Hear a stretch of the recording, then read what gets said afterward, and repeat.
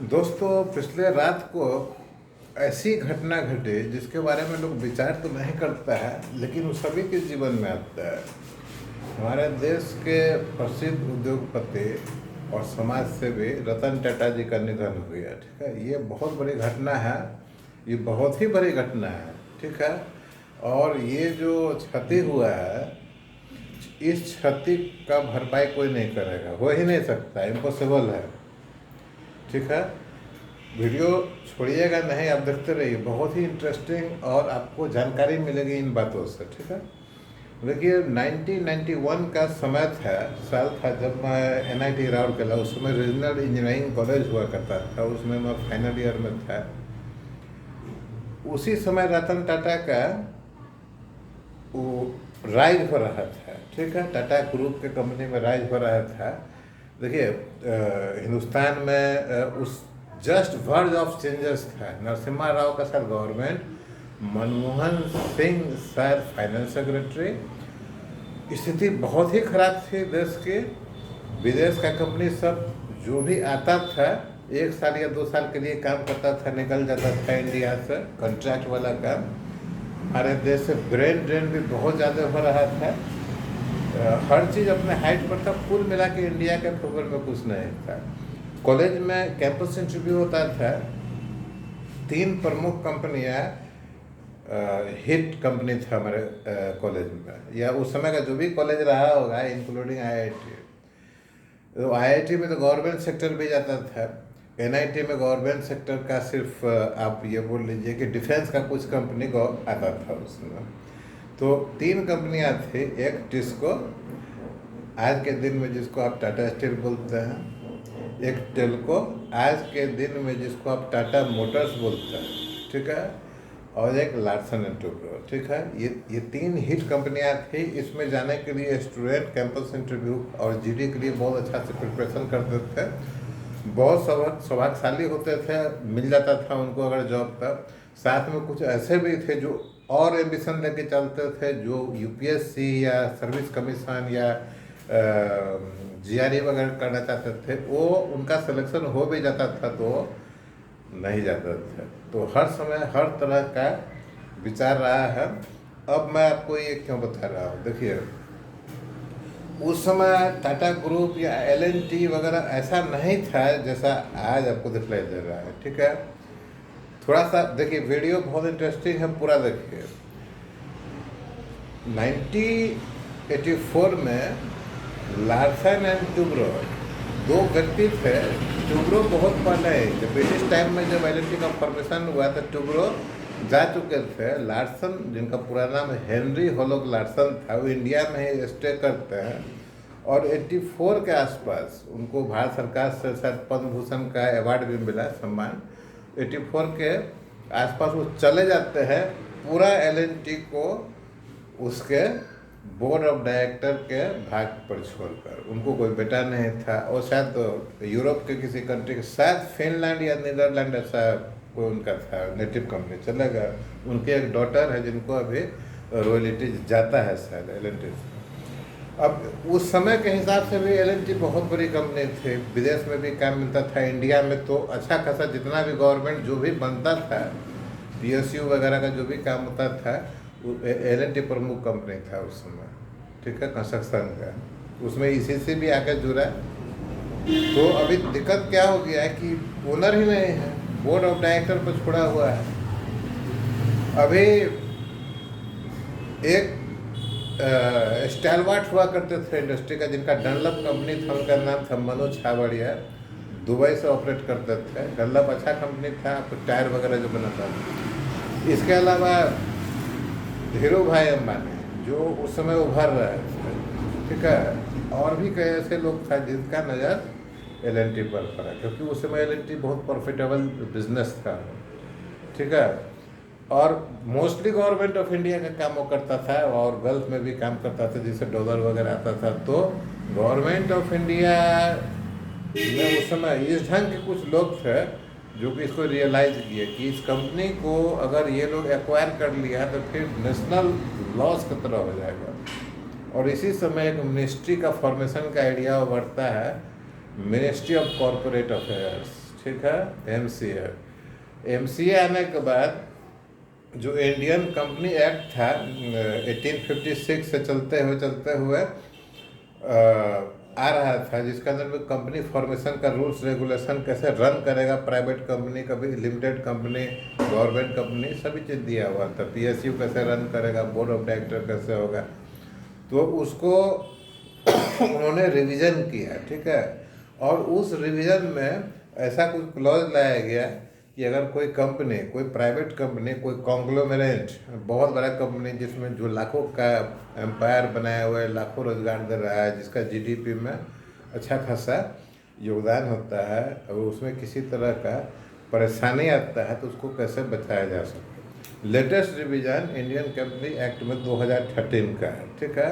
और आज के डेट में ऐसा प्रोविज़न है कि कोई बड़ा उद्योग, कोई बड़ा उद्योग है, प्राइवेट लिमिटेड या पीएसयू, अगर वो किसी तरह का परेशानी से गुजरता है तो उसको बचाने का क्या प्रोविज़न है। उसका लेटेस्ट एग्जांपल आपके यहाँ यस बैंक है। यस बैंक को डूबने से बचा दिया गया है।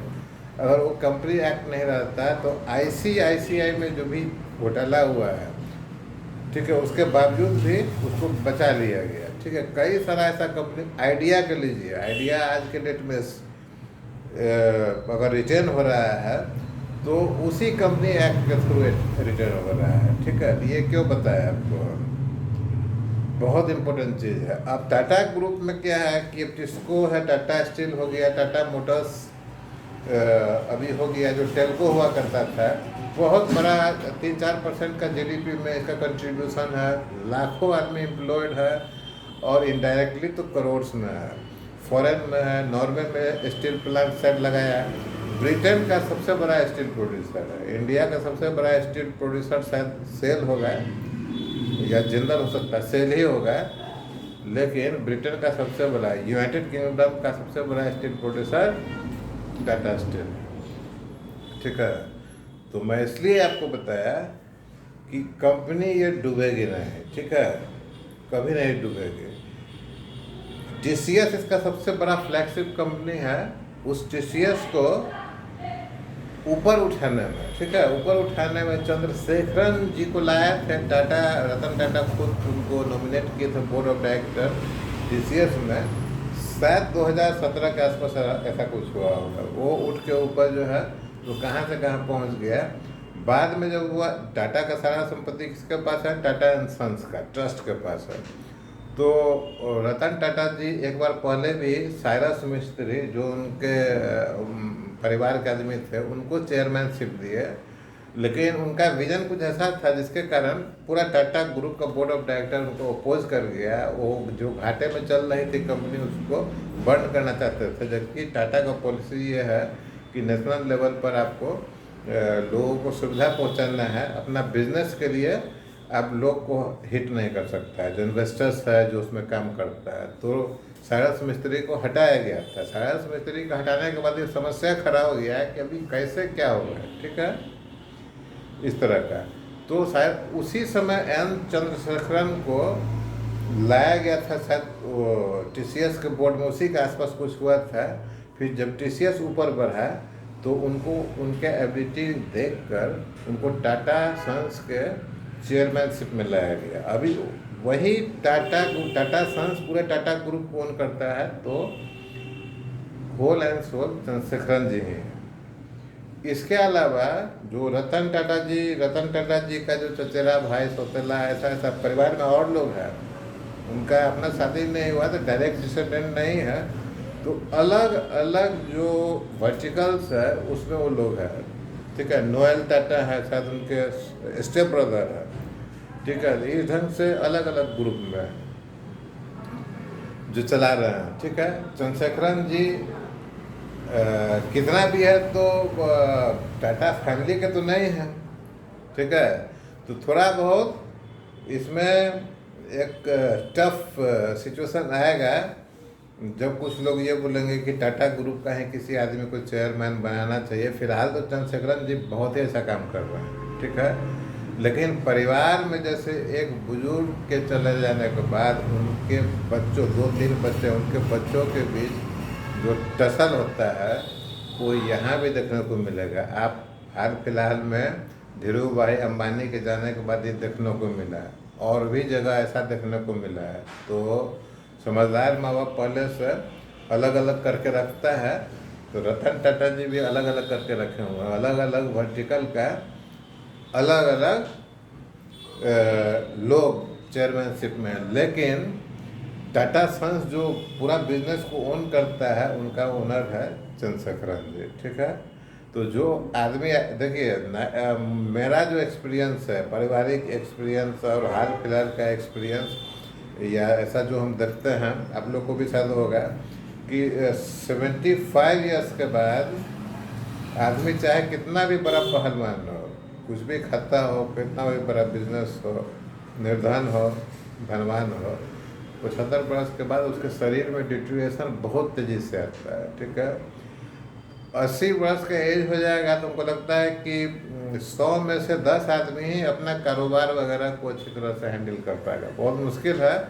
उसके बाद उसके 80 वर्ष का कोई ओनर है, कोई परिवार का मुखिया है, और उसका परिवार, उसका बिजनेस अच्छा से चल रहा है, मतलब उसके बच्चे जो है सो अच्छा से परफॉर्म कर रहे हैं, ठीक है। जिनको उन्होंने बिजनेस को, परिवार को जिसके हाथ में दिया है, उसका परफॉर्मेंस अच्छा है, ठीक है। फिर भी अगर वो मुखिया गुजर जाते हैं, हाँ, एक उम्र आने के बाद गुजर जाते हैं, तो हलचल तो होता है परिवार में, ठीक है। अब क्या है कि टाटा का शायद 12-13 कंपनी लिस्टेड है, कुछ नहीं चल रहा है, ठीक है। लेकिन टाटा अपना पॉलिसी के कारण उस कंपनी को भी रन करता है, क्योंकि उसके थ्रू ही बहुत आदमी को रोजगार मिला हुआ है, ठीक है। तो ये जो घटना हुआ है, हो सकता है सबसे अधिक प्रभाव उस तरह के कंपनी पर पड़े, लेकिन रतन टाटा जी अपने जाने के पहले ही उन्होंने क्या किया कि जो इस तरह का जो घाटा उठाने वाला कंपनी है, ठीक है, जो चल नहीं पा रहा था, उसको अपने फायदे वाले कंपनी से मर्ज करना शुरू कर दिए थे, ठीक है। अब ये पता नहीं कि पूरा हो पाया है कि नहीं हो पाया है, लेकिन ये देखिए विजन कैसा था उस आदमी का, ठीक है। वो बोर्ड ऑफ डायरेक्टर के चेयरमैनशिप से वो बोर्ड ऑफ डायरेक्टर जो मीटिंग होता है, एजीएम, एनुअल जनरल मीटिंग, उसमें वो जाना बंद कर दिए। उनके जगह पर चंद्रशेखरन जी जाते थे, क्योंकि क्लियरली बोला है कि ये परंपरा को तोड़ना पड़ेगा, नहीं तो आगे दिक्कत होगा। तो जो भी डिसीजन अभी लिया जा रहा था, चंद्रशेखरन जी के थ्रू लिया जा रहा था, है ना। लेकिन मुखिया तो एक बैठा हुआ था ऊपर में, वो सब चीज़ देख रहा था। तो ये सब कहानी है। जिन्होंने इन्वेस्टमेंट किया है टाटा ग्रुप की किसी कंपनी में, वो उसको देखते रहे, ठीक है। अगला अभी जो उनका डेथ हुआ है, तो एक तो ईजीएम होता है, इमरजेंसी जनरल मीटिंग होता है, जैसे एनुअल जनरल मीटिंग एजीएम होता है। तो हमें लगता है कि ईजीएम बुलाया जाएगा, है ना। वो उस ईजीएम को बुलाने के बाद बहुत सारा ऐसा डिसीजन होगा, है ना। बहुत सारा चीज़ तो उन्होंने फिक्स करके गया था, अधिक चेंजेस नहीं होना चाहिए। फिर भी अगर आप 4-5 भाई, 2 भाई 3 भाई हैं, 2-3 बहन हैं, और आपके पिताजी का देहांत होता है, माताजी भी नहीं रहती है, तो जो आप अपने छोटे परिवार में होने वाले कलह को नहीं रोक सकते हैं, तो यहाँ तो लाखों करोड़ों का बात है, अरबों का बात है, ठीक है। तो जिन्होंने इन्वेस्ट करके रखा है वो ध्यान रखें। और मेरा ये सजेशन है, वैसे आपके अपने बुद्धि पर है, कि अगर थोड़ा बहुत उसमें से कम 100 रुपया लगाया है, अभी जो है जो 500 रुपया है, तब ना 100 रुपया उसमें से निकाल देना है, ठीक है, ताकि आपका फंडामेंटल जो है तो कुछ बना रहे। चाहे 10% जोड़ के 100 रुपया में उतना निकाल लीजिए अगर प्रॉफिट में है तो, अदरवाइज कोई खास असर नहीं पड़ने वाला है। ऐसा अभी गवर्नमेंट ऐसा रूल्स बनाया है कंपनी 2013 एक्ट में, कि अभी बहुत सारा चीज़ न्यूज़ में नहीं आ रहा है, आएगा भी नहीं। जैसे ही ये घटनाक्रम हुआ तो तुरंत गवर्नमेंट का MCA, ministry of corporate affairs activate हो जाएगा, एनसीएलटी एक्टिवेट हो जाएगा, और चौकन्ना रहेगा। हो सकता है कि वो लोग भी टाटा सन्स के साथ मीटिंग करेगा। देखिए टाटा सन्स, अभी देखिए बहुत सारा बात की है, डूबता हुआ जो एयर इंडिया है, उसी पॉलिसी के तहत 2000 जो एमसीए का पॉलिसी है, एयर इंडिया को उसी पॉलिसी के तहत बचाया जा सकता है, ठीक है। तो इसीलिए ज़्यादा घबराने की बात नहीं है, लेकिन असावधान होना भी अच्छी बात नहीं है। तो उम्मीद करते हैं कि वीडियो आपको अच्छा लगा होगा। इसको शेयर कीजिए, ठीक है, इस वीडियो को शेयर कीजिए, क्योंकि जो कहानी आपको बताया है 1991 से लेकर अभी तक था। 1991 में जब ये ट्रांसफॉर्म हो रहा था इंडिया, उसी समय जब रतन टाटा खुद उभर रहे थे, टाइटन वगैरह नहीं था उस समय, रतन टाटा शायद तनिष्क था, नहीं टाइटन भी था उस समय उनको लग रहा है, लेकिन सब वो जस्ट उभर रहा था। उसी समय जे ईरानी को लाए थे टाटा, और इंडिया में पैसेंजर व्हीकल के रूप में टाटा सुमो स्टार्ट हुआ था। उसके बाद आया हुआ टाटा इंडिका उतना नहीं चला, लेकिन टाटा सुमो तो एक लंबा टाइम देखा है। तो इसीलिए आपको सौभाग्यशाली होना चाहिए कि आपके देश में टाटा ऐसा कंपनी है, ठीक है, टाटा ऐसा कंपनी है, बिरला है ना। उस समय हिंडाल्को था, हिंडाल्को भी आता था उस समय इंटरव्यू में, जो आदित्य विक्रम बिरला का ही है। बाद में फिर उनके उस समय वो कॉमन में थे, घनश्याम दास बिरला शायद थे, तो उनका कॉमन एक एम्पायर था। बाद में उनके साथ एक या दो बच्चे होंगे। तो अभी वो कंपनी जो है तो कुमार मंगलम बिरला के डिसेंडेंट में आएगा सब, इस ढंग का है। तो घबराने का नहीं है, लॉ एंड ऑर्डर बहुत स्ट्रिक्ट है। अभी सभी चीज़ चल रहा है, दाह संस्कार सब होगा या अंतिम संस्कार जैसा जो होगा, लेकिन गवर्नमेंट एक्टिव हो गई है। आपका पैसा तब तक सुरक्षित है जब तक ये गवर्नमेंट आपके साथ है, क्योंकि ये गवर्नमेंट फुल्ली बिजनेस माइंडेड है, ठीक है। बिजनेस अच्छा होगा तभी पैसा आएगा, तभी देश और देशवासियों के लिए कुछ किया जा सकता है। जब पैसा ही नहीं रहेगा तो देशभक्ति का गाना करके तो कुछ नहीं होने वाला है, ठीक है। पैसा रहेगा तभी समाज सेवा भी हो सकता है और युद्ध भी हो सकता है। तो आज के लिए इतना है। शेयर कीजिए, लाइक कीजिए इस वीडियो को, वेरी इंपॉर्टेंट वीडियो।